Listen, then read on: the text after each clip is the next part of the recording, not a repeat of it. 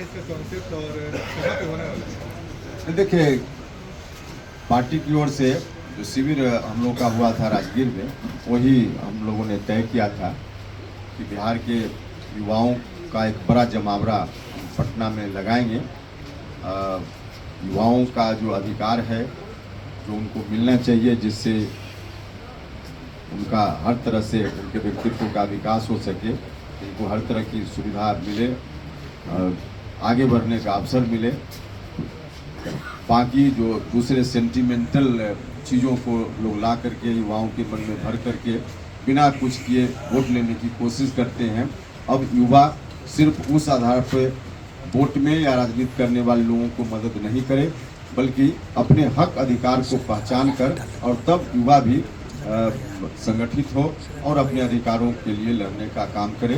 तो इस विषय पर विमर्श के लिए हम लोग पटना में जनवरी के अंत में या फरवरी की शुरुआत में कार्यक्रम करेंगे, जिसकी तारीख बाद में तय करके हम बताएंगे। उपेंद्र जी, अल्पसंख्यक के लोगों के लिए छुट्टी बच्चों के लिए बढ़ा दी गई है, सरकार की क्या नीति है? देखिए, सरकार की मंशा समझिए, कहीं से सरकार की मंशा शिक्षा में बेहतरी हो इस बात की नहीं है। इस निर्णय को लेते हुए छुट्टी कहीं बढ़ा देना, घटा देना, सिर्फ और सिर्फ इसमें इनकी मंशा है कि अल्पसंख्यक समाज के लोगों को जिस तरह से हम ठगते रहे हैं, तो आगे भी हम ठग करके वोट ले लेंगे।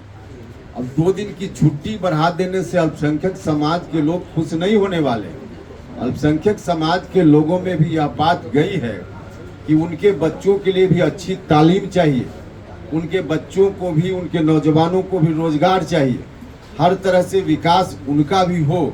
इस विषय में क्योंकि वर्तमान राज्य की सरकार ने या पहले जो 15 साल वाले हैं उन्होंने कुछ नहीं किया, सिर्फ डरा करके या कोई सेंटिमेंटल बात ला करके अल्पसंख्यक समाज के लोगों का वोट लोग हासिल करते रहे।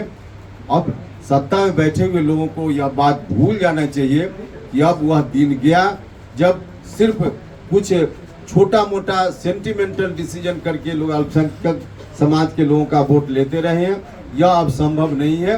2 दिन की छुट्टी देने से कोई बहुत खुश हो जाएंगे अल्पसंख्यक समाज के लोग, यह बात नहीं है।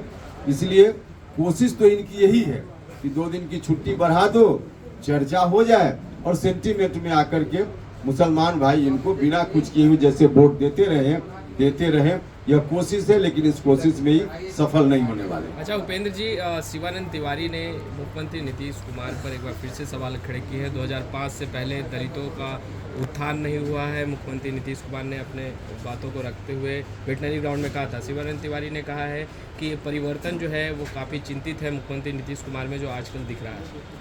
कैसे देखते हैं, क्या सब कुछ ठीक है राजा जेडीयू के बीच? नहीं, देखिए, हम तो बार बार बोल रहे हैं कि जेडीयू की बुनियाद ही वही थी।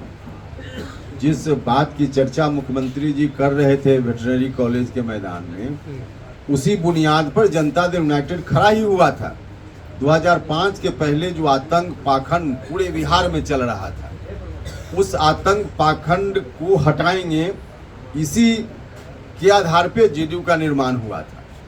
और दुख इस बात का है कि नीतीश जी फिर से बिहार को, जो लोग उस समय के आतंक पाखंड के जिम्मेवार थे, उन्हीं के हाथ में सौंपने का निर्णय कर चुके हैं। तो नीतीश जी फिर से वही बिहार को ले जाना चाह रहे हैं। यह दुख की बात है, वरना नीतीश जी कह तो ठीक ही रहे कि 2005 के पहले क्या स्थिति थी। अब उसी स्थिति को नीतीश जी फिर से लाने में लग गए हैं, यह दुर्भाग्य की बात है। नीतीश कुमार में जो परिवर्तन हुआ है, कि उपेंद्र कुशवाहा जी भी चिंतित हैं? क्योंकि शिवानंद तिवारी कह रहे हैं कि जितने पुराने साथी हैं सब चिंतित हैं। आजकल मुख्यमंत्री नीतीश कुमार झोंक में कुछ भी कह देते हैं। देखिए, इस बात की चिंता तो मीडिया में व्यक्त करने की जरूरत नहीं है। यह पक्ष अलग है, जो राजनीति से अलग का पक्ष है, व्यक्तिगत पक्ष है, पॉलिटिक्स का यह पक्ष नहीं है। इसलिए उसकी चर्चा हम मीडिया में करें, जो राजनीतिक बात होगी उसकी चर्चा करेंगे। बाकी व्यक्तिगत किसी का जीवन है, उसकी चर्चा नहीं करेंगे। आरक्षण का दायरा जो बढ़ाया गया है उसको कोर्ट में चुनौती दी गई है। देखिए, जेडीयू और आरजेडी के लोग तो शुरू से इस बात के प्रयास में हैं। इन लोगों की मंशा अब तक रही है कि आरक्षण का जो जहां से प्रस्ताव शुरू हुआ और जहां तक परिणति गई, इसमें कहीं कोई बाधा खड़ा करे ताकि हम इसी को इशू बनाकर जनता के बीच चले जाएं कि देखिए हम तो देना चाहते हैं। अब इन लोगों को कहीं मौका नहीं मिला। सभी पार्टी के लोगों ने, भारतीय जनता पार्टी सहित विपक्ष में बड़ी पार्टी बीजेपी है हाउस में, सब लोगों ने मिलकर इसका समर्थन किया।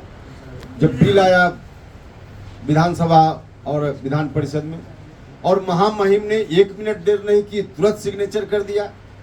तो अब इन लोगों को लग रहा है कि कहीं अवरोध आ ही नहीं रहा है, सब लोग सर्वसम्मत से इसको पारित हो दे रहे हैं।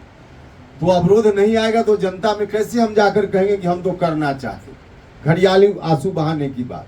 तो इसलिए ये लोग तो चाहते ही थे कि कहीं ना कहीं कोई अवरोध पैदा करे। तो यह भी एक जांच का विषय है कि जो लोग भी कोर्ट गए हैं, कोर्ट ले जाने में इस विषय को कहाँ किनकी भूमिका है। हमको तो आशंका इस बात की है कि इसके पीछे बिहार में जो सत्ताधारी दल के लोग हैं वही लोग कहीं ना कहीं होंगे, ताकि कोर्ट के माध्यम से अगर कोई अवरोध होगा तो बदनाम करेंगे विरोधी को, लेकिन उसके पीछे जानबूझकर इन्हीं लोगों की कोई कोशिश होगी ताकि अवरोध हो और हमको मौका मिले जनता के बीच आंदोलन करने। तो इस बात की कोशिश हो सकती है और इसकी साजिश हमको तो लगता है कि ऐसा होगा।